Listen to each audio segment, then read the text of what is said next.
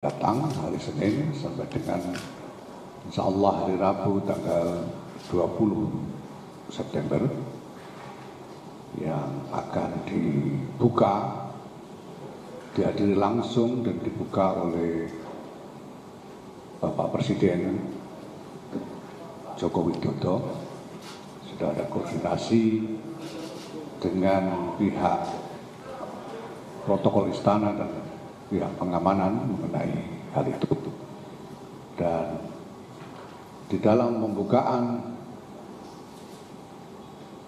Munas dan Kombes itu nanti juga sekaligus akan diumumkan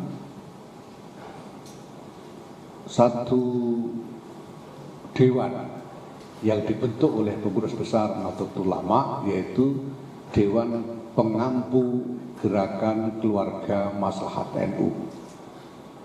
Yang ini terdiri dari para tokoh, para sesepuh dari kalangan NU yang nantinya akan menopang, mendukung agenda Gerakan Keluarga Maslahat Nahdlatul Ulama ini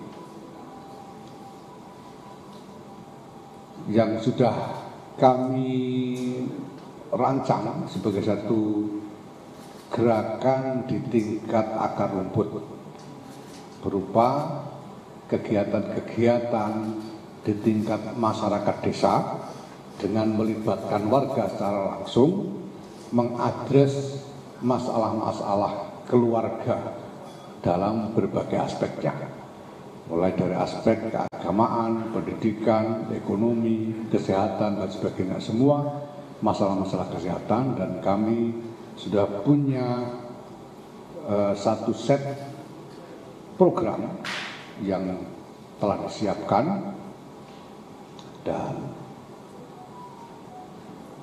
program-program ini sebagian merupakan kerjasama dengan berbagai kementerian seperti Kementerian Agama, Kementerian Kesehatan, Kementerian UKM, Kementerian Sosial, dan lain sebagainya.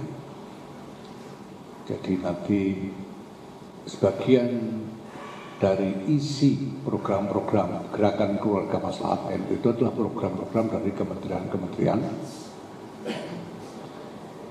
dan insya Allah akan segera kita mulai pada bulan September ini. Sekarang sudah ada 3 provinsi yang siap untuk menerima program-program ini di tingkat desa. Jadi ada di 3 provinsi itu adalah Jawa Timur, Jawa Tengah, dan Daerah Istimewa Yogyakarta. Dan kami akan secara lumintu melanjutkan konsolidasi untuk Jawa Barat, Banten, DKI, dan terus menyeberang ke Lampung, Sumatera Selatan, dan seterusnya. Jadi untuk bulan September ini kita sudah siap memulai pelaksanaan program untuk sekitar 17.000 desa di 3 provinsi, insya Allah. Nah, untuk mendukung gerakan Keluarga Maslahat NU ini, yaitu agar masyarakat lebih tertarik untuk berpartisipasi dan kemudian pihak-pihak terkait juga lebih tertarik untuk bekerja sama, maka kami membentuk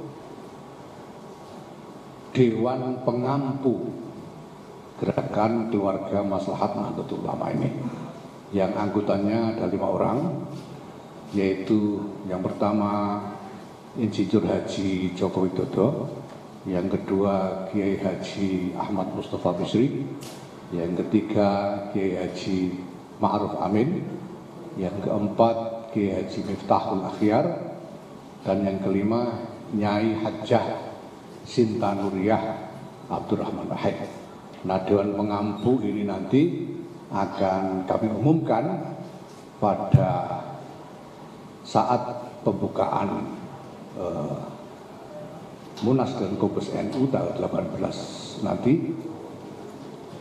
dengan sedikit ya pengukuhan secara simbolis, ya, sedikit gestur pengukuhan secara simbolis. Nah, kemudian juga akan dilakukan penyerahan secara simbolis gedung Joko Widodo yang telah selesai dibangun untuk Universitas Nahdlatul Ulama Yogyakarta. Jadi setahun yang lalu, kira-kira pada saat pada awal masa bakti PBNU ini telah dimulai pembangunan gedung Joko Widodo yang merupakan sumbangan dari Presiden Joko Widodo. Bukan dalam arti sumbangan pribadi, tapi beliau yang secara pribadi mengajak sejumlah pihak untuk berkontribusi membangunkan gedung kampus bagi Universitas Nahdlatul Ulama Yogyakarta. Di situ ada misalnya kemudian beliau mengajak Sri Sultan Hamengkubuwono ke-10 Gubernur Yogyakarta untuk juga menyumbang dengan lahan yang ada kira-kira 2 atau 3 bidang lahan yang disumbangkan oleh Sri Sultan Hamengkubuwono ke-10 untuk kampus UNU Jogja ini. Kemudian berbagai pihak yang menyumbang pembiayaan bagi pembangunan gedung seisinya. Alhamdulillah sudah selesai dan hari besok insya Allah sudah mulai dipergunakan gedung yang kemudian kita namai sebagai gedung Joko Widodo. Ini gedung 9 lantai di atas bidang tanah yang kira-kira sekitar 2000 meter persegi. Itu akan secara simbolis diserahkan sebelum nanti akan diselenggarakan juga upaya peresmian di Yogyakarta oleh Presiden Joko Widodo sendiri, insya Allah. Nah, selanjutnya Munas dan Kombes akan diikuti oleh para pengurus Nahdlatul Ulama dari 34 provinsi. Kita tahu ada pengembangan beberapa provinsi di Papua misalnya, tapi kami belum membentuk kepengurusan di provinsi-provinsi baru, jadi kami baru punya pengurus di 34 provinsi. Ditambah dengan sejumlah ulama dari pesantren-pesantren yang kami undang juga untuk mengikuti musyawarah nasional alim ulama. Total seluruh peserta kira-kira 700 orang dari pengurus NU dan para ulama. Nah, pengurus NU ini nanti termasuk juga pengurus dari pusat, yaitu dari lingkungan pengurus besar Nahdlatul Ulama, baik pengurus harian maupun pengurus lembaga-lembaga dan juga badan-badan otonom. Konferensi besar akan membicarakan hal-hal terkait dengan organisasi, peraturan-peraturan perkumpulan, program, dan lain-lain. Sedangkan musyawarah nasional alim ulama akan mendiskusikan masalah-masalah keagamaan yang di dalam NU disebut sebagai bahsul masail diniyah, ad-diniyah. Bahsul masail ad-diniyah, pembahasan masalah-masalah keagamaan yang kami bagi menjadi 3 bagian, yaitu masail diniyah waqi'iyah, masalah-masalah keagamaan yang praktikal yang dihadapi oleh warga sehari-hari. Kemudian masail diniyah maudu'iyah, masalah-masalah keagamaan yang tematik menyangkut ide-ide, ya, isu-isu dan lain sebagainya. Kemudian masail diniyah qanuniyah yang bahas hal-hal yang terkait dengan peraturan-peraturan perundang-undangan yang ada. Ya. Nanti rinciannya bisa ditanyakan kepada teman-teman saya ini, ada dari steering committee Pak Ahmed Said Husni, Wakil Ketua Umum, dan Kiai Uli Absor Abdallah, dan juga Pak Kiai Miftah Fakih, rincian dari ini. Nah, Kombes nanti akan bahas sejumlah peraturan yang ingin kita perkenalkan dalam operasionalisasi organisasi. Nah, kemudian kami juga membahas secara khusus tentang antisipasi perkembangan situasi masyarakat kita belakangan ini dan dalam waktu ke depan, khususnya terkait dengan dinamika menjelang pemilu dan pemilihan presiden yang akan menjadi momentum kompetisi politik yang besar sekali dan pasti akan sangat berpengaruh terhadap situasi kemasyarakatan. Dan kami membahas bagaimana NU harus menempatkan diri di tengah-tengah dinamika itu. Seperti sudah sering kali saya sampaikan bahwa NU tidak boleh menjadi kompetitor di dalam dinamika yang ada. Dan PBNU tidak akan menempatkan diri sebagai pihak di dalam kompetisi yang berlangsung. Nah, ini punya konsekuensi terkait dengan artikulasi-artikulasi yang mungkin akan dibuat oleh baik lembaga PBNU sendiri maupun personel-personel pengurusnya. Ya. Nah, karena tentu NU tidak bisa lalu diam puasa bicara sampai bulan Maret misalnya, itu kan nggak mungkin kan ya. Waktu-waktu pasti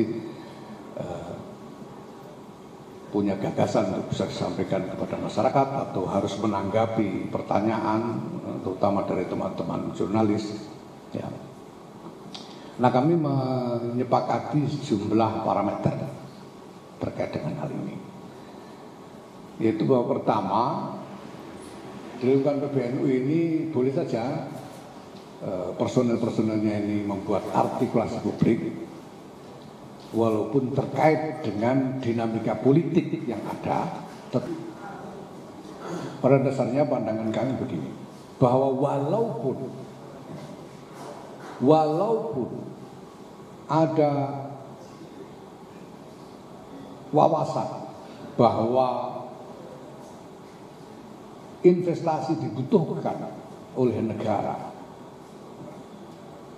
investasi itu harus dijadikan peluang, sungguh-sungguh dijadikan peluang untuk meningkatkan taraf hidup masyarakat, khususnya masyarakat di lingkungan yang menjadi destinasi investasi itu sendiri.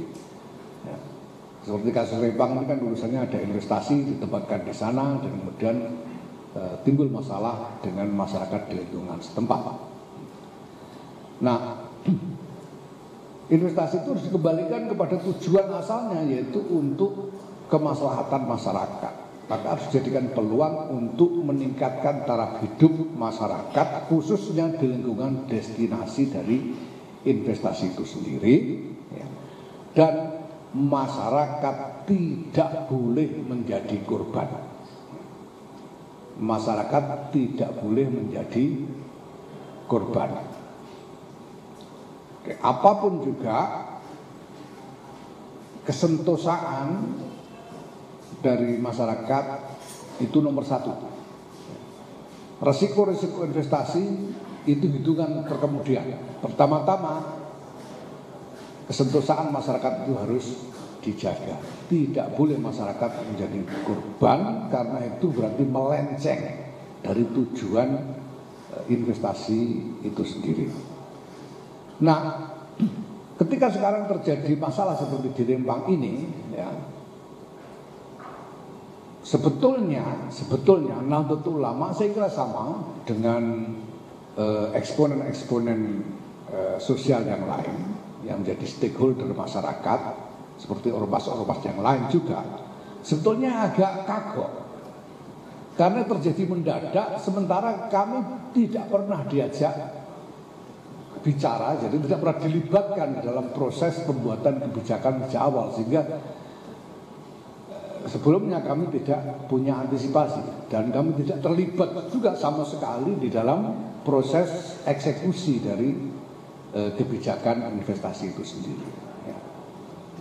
Nah, maka mungkin ya pada saat sekarang ini pertama mungkin yang harus ditanya lebih dulu adalah pihak-pihak yang terlibat di dalam pembuatan kebijakan itu sendiri. Saya kira pertama-tama bukan kami. Tapi kalau kami dimintai pandangan dalam keadaan sudah seperti ini, ya satu-satunya yang kami bisa sampaikan adalah bahwa kesentosaan masyarakat harus dinomorsatukan. Tidak boleh masyarakat menjadi korban.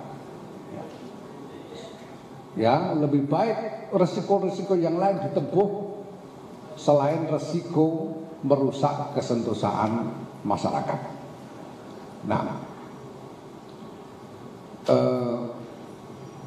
selanjutnya teman-teman sekalian yang saya hormati, terkait juga dengan dinamika sosial politik yang cenderung memanas, kami mengajak kepada seluruh masyarakat untuk berupaya menjaga ketenangan, ketentraman, ya. Dan pesan ini tentu pertama kali kami sampaikan dan paling utama kami sampaikan kepada para aktor politik. Jadi jangan sampai di dalam kompetisi politik, walaupun memang persaingannya ketat, jangan sampai para aktor politik ini membuat manuver-manuver yang meriskir ketentraman, ketenangan, apalagi keselamatan masyarakat. Kita semua sadar ya, model pertarungan politik yang sekarang lazim dilakukan oleh aktor-aktor, mulai dari pertarungan di platform-platform internet, di media sosial dengan hoax dan lain sebagainya, dengan provokasi dan lain sebagainya, sampai dengan masalah-masalah yang sengaja dipicu di tengah-tengah masyarakat. Ini kadang-kadang terjadi. Kami menyerukan agar hal-hal yang dapat mengancam ketentraman dan kesentosaan masyarakat ini jangan sampai dilakukan oleh aktor-aktor politik. Mari semuanya melaksanakan kompetisi secara rasional, secara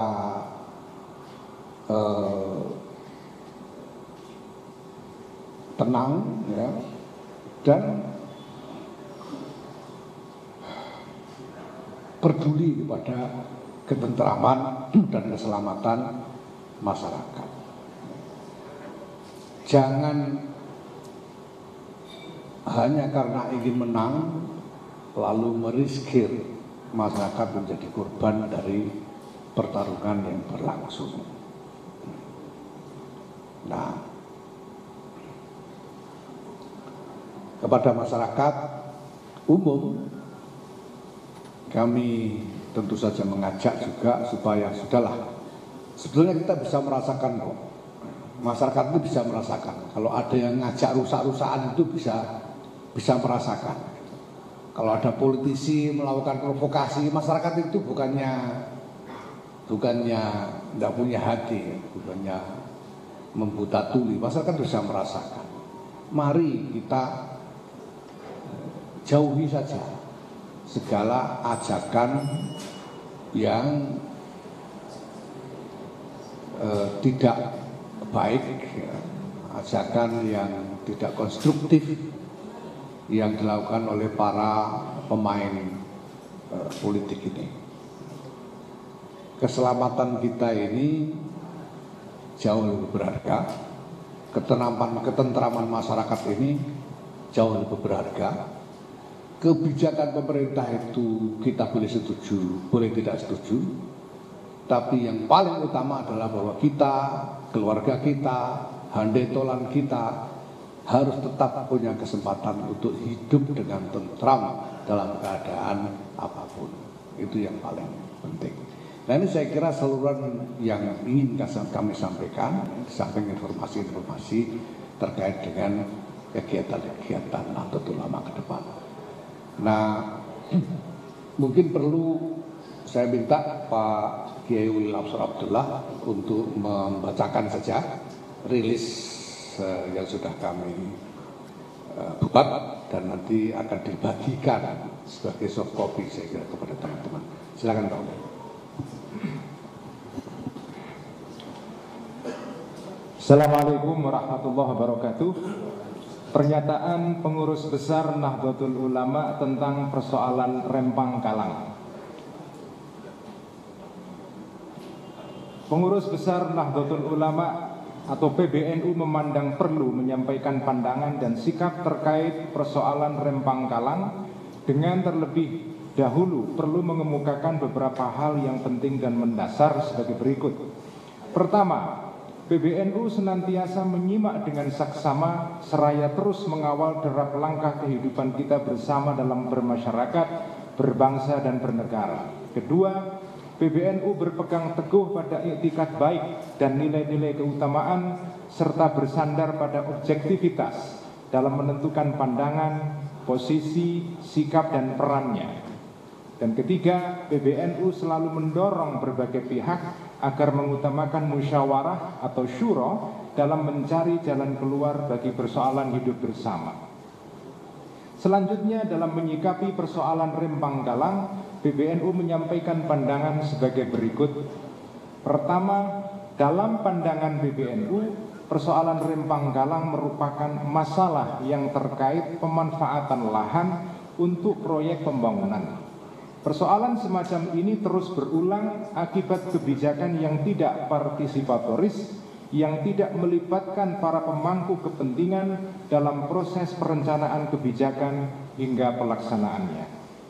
Hal ini kemudian diperparah oleh pola-pola komunikasi yang kurang baik.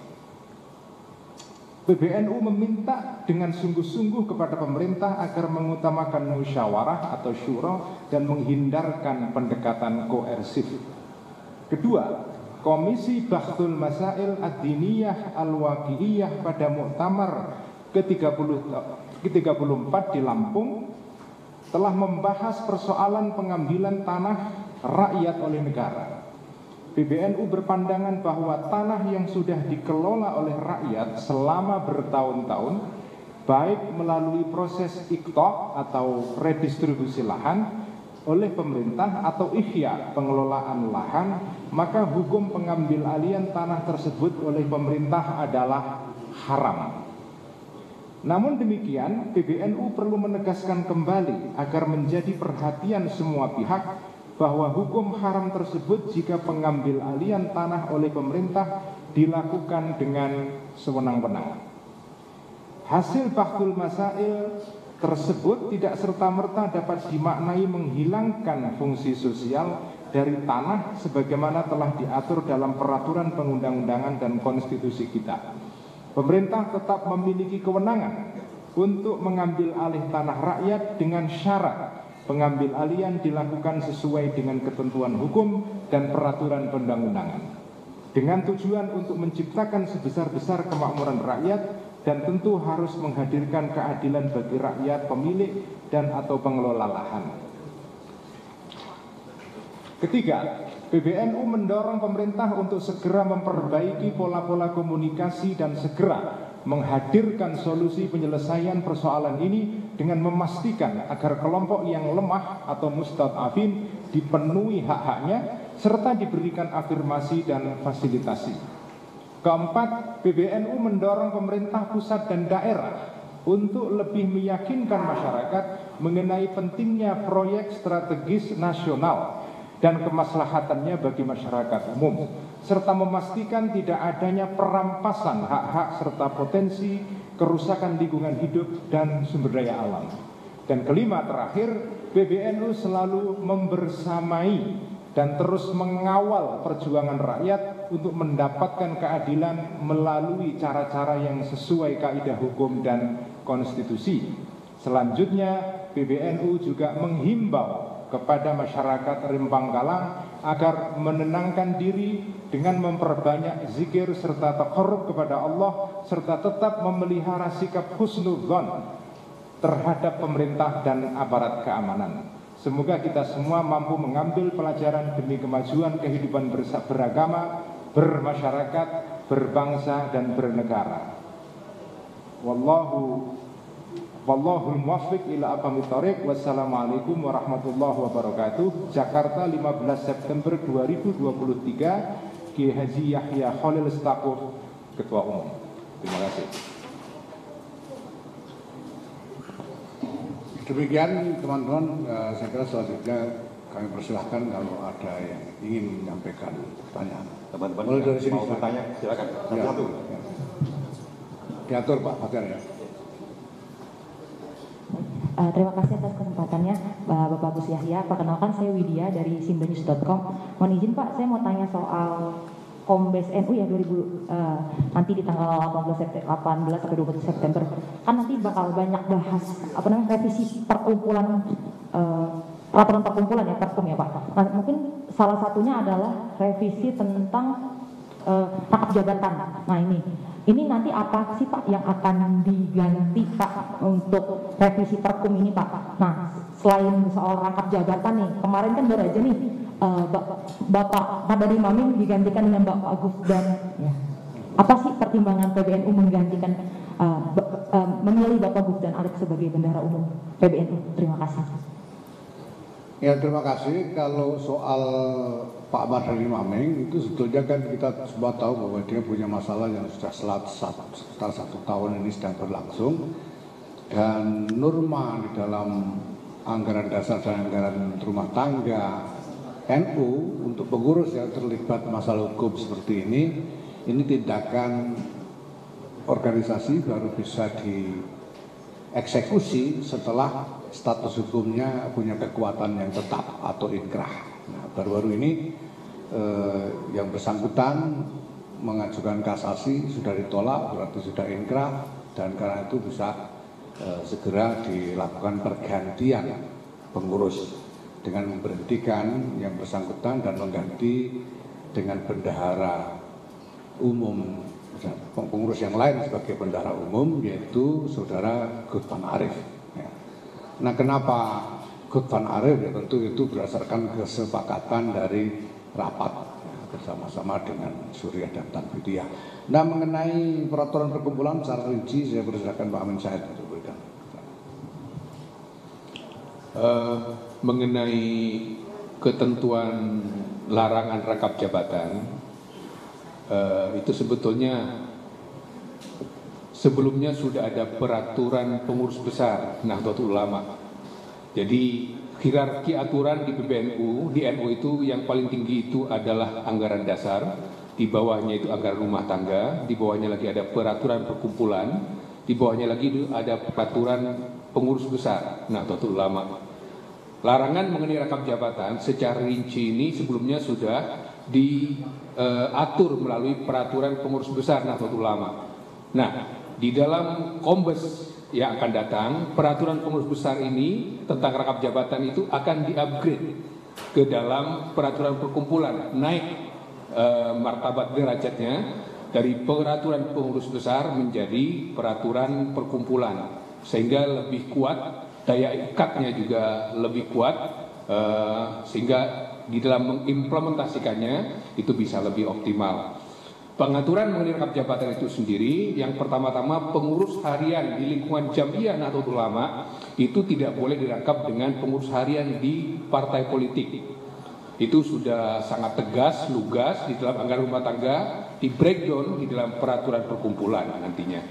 Kemudian untuk calon yang akan menjadi kandidat mandataris di struktur pengurus besar, di struktur Nahdlatul Ulama, apakah itu Rois ataupun ketua, atau Rois Am, wakil Rois Am, ketua umum, wakil ketua umum, sekjen, itu juga tidak haruslah orang yang dalam 1 tahun terakhir tidak merupakan pengurus dari partai politik.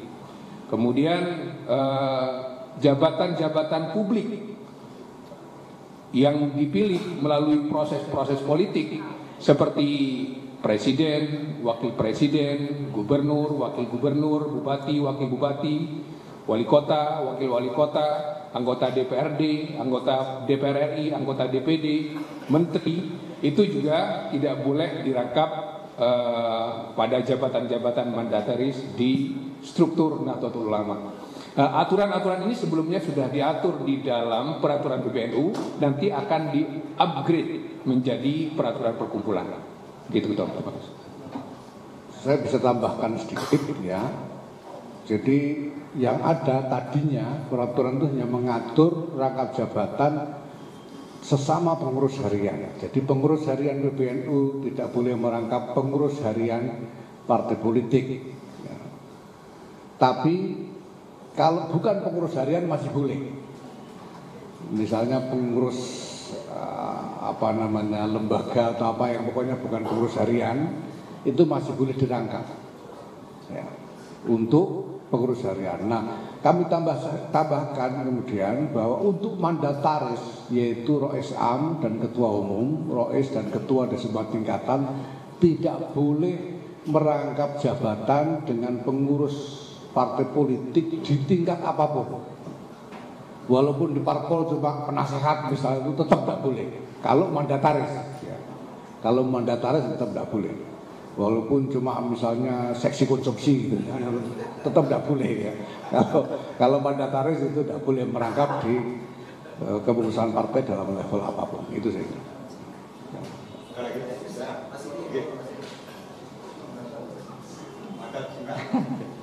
Assalamualaikum warahmatullahi wabarakatuh.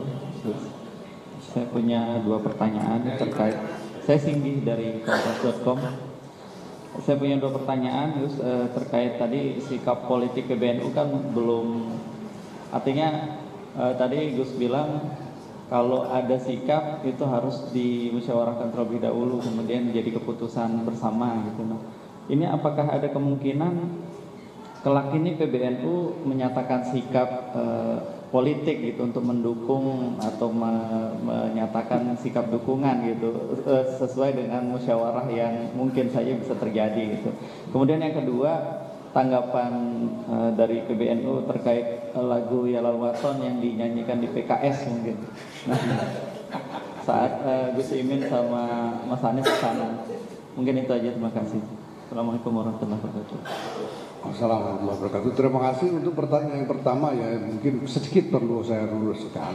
Jadi maksud saya yang saya sampaikan tadi, personil pengurus boleh membuat pernyataan, tapi tidak boleh mengatasnamakan lembaga kecuali untuk hal-hal yang sudah menjadi keputusan rapat atau permusyawaratan. Kalau di luar keputusan rapat atau permusyawaratan tetap boleh ngomong, tapi tidak boleh mengatasnamakan lembaga. Nah, apakah nanti akan ada rapat untuk membicarakan dukungan kepada calon? Saya pastikan tidak akan ada. Kenapa? Karena tidak boleh. Secara normatif di dalam aturan ADRT dan lain-lain itu tidak boleh. Gitu. Nanti kalau kalau kami lakukan ya itu namanya mengkhianati amanat ya. Yang kedua soal Yalal Waton ya memang gimana ya, PBNU ini belum mendaftarkan hak cipta soal Yalal Waton ini, jadi ya, kami tidak bisa berbuat apa-apa gitu ya. Ya apalagi kok ya semua lah ya partai ya Ya saya kira untuk imbangnya ya saya mohon nanti partai-partai yang lain menyanyikan Jalalaton juga. Terima kasih.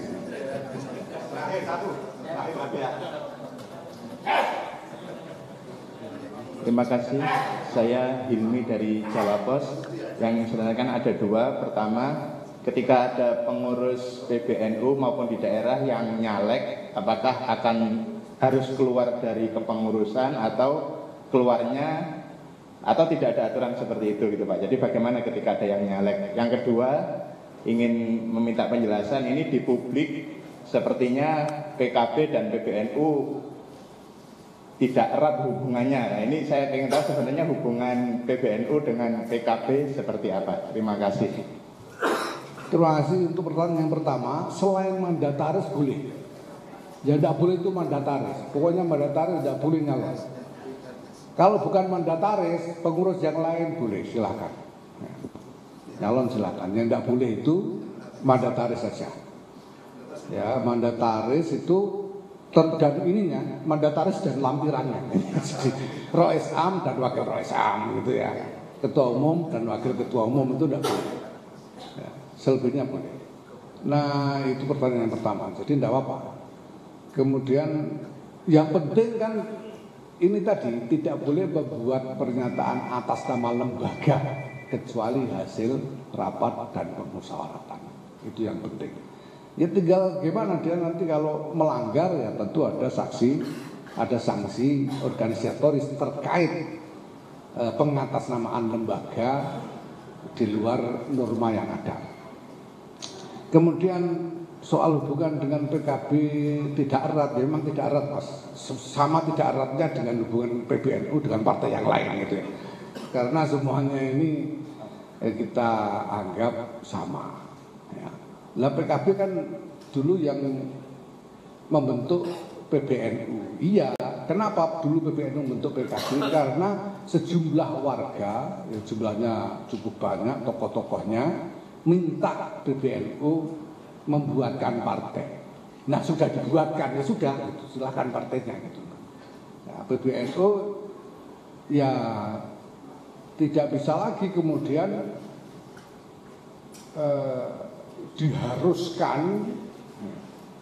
diharuskan untuk menyuapi partai yang dibentuk ini. Silakan jalan berkompetisi dengan yang lain secara rasional. Dan kami juga persilahkan kepada masyarakat untuk menilai partai termasuk kepada warga NU ya. Kami persilahkan kepada masyarakat termasuk warga NU untuk menilai partai-partai politik yang ada ini secara rasional. Secara rasional itu ya dilihat kredibilitasnya, dilihat prestasinya, track recordnya dan seterusnya. Ya. Tidak usah memperhatikan klaim-klaim atas nama NU misalnya. Ya. Kalau ada orang NU termasuk pengurus menjadi aktivis partai itu pribadi, bukan lembaga. Ya. Ini sebetulnya sederhana, walaupun orang itu suka mencampur adukkan, tapi sebetulnya sederhana sekali toh ini sebetulnya. Sederhana sekali. Ya. Saya sendiri misalnya, saya ini pendiri PKB termasuk. Saya ini salah seorang pendiri PKB. Bahkan sebelum dibicarakan di PBNU pada waktu itu, saya ikut serta memulai pembicaraannya bersama jumlah kiai. Pertemuan pertama kali tentang partai politik baru ini di rumah saya di Rembang sana. Dan saya masuk tim untuk mempersiapkan berbagai macam dokumen fondasional untuk partai baru itu sebelum kemudian diserahkan kepada PBNU dan PBNU yang mendirikan partai itu. Ya. Dan saya tidak pernah keluar dari PKB sampai hari ini. Tapi sebagai ketua umum PBNU, saya tidak boleh menyeret-nyeret NU ke dalam PKB. Ya, sebagai ketua umum, ya menyeret-nyeret NU dalam PKB nggak bisa. Sebagaimana halnya saya tidak boleh menyeret-nyeret NU ke dalam partai yang lain. menyeret-nyeret NU untuk mendukung calon ini atau calon itu, karena tidak diperbolehkan oleh norma organisasi. Jelas ya? Saya kira cukup. Cukup teman-teman. Oh, maaf, ini ada koreksi sedikit saya. Ini baru tahu saya malah. Jadi ternyata lagu Yalal Waton itu ya sudah diterbitkan hak ciptanya atas nama Hajah Mahfudah Ali Ubed dan Hajah Hizbiyah Rohim dan kawan-kawan. Ini Nyai Mahfudah ini putra dari Kiai Abdul Wahab Hasbullah, putri dari Kiai Abdul Wahab Hasbullah, dan Kiai Abdul Wahab inilah sebetulnya pencipta dari lagu Yalal Waton. Ya, maka selanjutnya saya kira ditanyakan saja kepada Nyai Mahfudah ini boleh apa enggak. Kalau selama ini sih PBNU menyanyikan tidak pernah digugat sama beliau gitu. Tapi kalau yang lain ya saya kira pemegang hak ciptanya Nyai Mahfudah Ali Ubed. Satu lagi. Terakhir. Iya Pak, Assalamualaikum Pak Kiai, saya Fadil dari Detikom. Saya punya dua pertanyaan Pak. Yang pertama itu pernyataan soal Pak Menak yang bilang Amin itu bid'ah. Itu yang pertama Pak. Kemudian yang kedua, apakah kata Amin ini menurut PBNU bisa dipakai di dunia politik gitu, maksudnya dipolitisasi gitu Pak. Nah, menyikapi dua hal itu mungkin Pak dari PBNU. Terima kasih Pak. Ya, untuk yang pertanyaan kedua dulu saya jawab ya. Itu saya kira yang harus menjawab ini Amin Said Kusmin sama-sama Amin. Ya. Amin, Imun, Umun, Imon itu ya terserah saja dulunya ya. Kita mau ngomong apa gitu. Kalau soal pernyataan Menang saya tidak tahu pernyataannya lengkapnya seperti apa, konteksnya apa, tidak tahu saya. Dia juga bukan pengurus PBNU dan saya bukan juru bicaranya. Jadi silakan tanyakan langsung kepada yang bersangkutan ya. Itu saya kira. Dikit doang, tadi penegasan aja, dikit aja. Tadi kan Gus Yahya ngomong kalau misalnya Rais Am dan Wakil Rais Am itu mandatori ya. Jadi tidak boleh punya kepengurusan partai politik lain. Tapi kalau jadi ketua umum MUI boleh tadi ya, Gus. Gini, sebentar. Kalau ketua umum MUI itu kan aturannya ini menyangkut partai politik ya. Tapi ketua umum MUI kan bukan partai politik. Jadi MUI ini memang makhluk yang agak unik ya, karena dia sebetulnya statusnya ormas, tapi dulu dimaksudkan sebagai berkumpulnya macam-macam ormas Islam, gitu. Sehingga ya kita tidak mempersoalkan rangkap jabatan dengan MUI ini. Ya. Beberapa periode malah justru Rais Am sendiri yang merangkap jabatan dengan ketua umum MUI. Cuma kali ini Rais Am Kiai Miftahul Akhyar yang sebetulnya sudah sempat terpilih sebagai ketua umum MUI kemudian mengundurkan diri karena ingin fokus melaksanakan tanggung jawab beliau sebagai Rais Am PBNU itu saja. Dan sedikit koreksi yang jadi gini anunya itu formulasinya itu mandataris dan wakil mandataris itu tidak boleh merangkap jabatan dengan pengurus partai politik di tingkatan manapun sebagai apapun. Itu tidak boleh, sama sekali tidak boleh. Jadi dengan partai politik. Nah, MUI kan bukan partai politik. Jadi tidak akan persoalan. Cukup ya. Terima kasih teman-teman kehadirannya. Bagi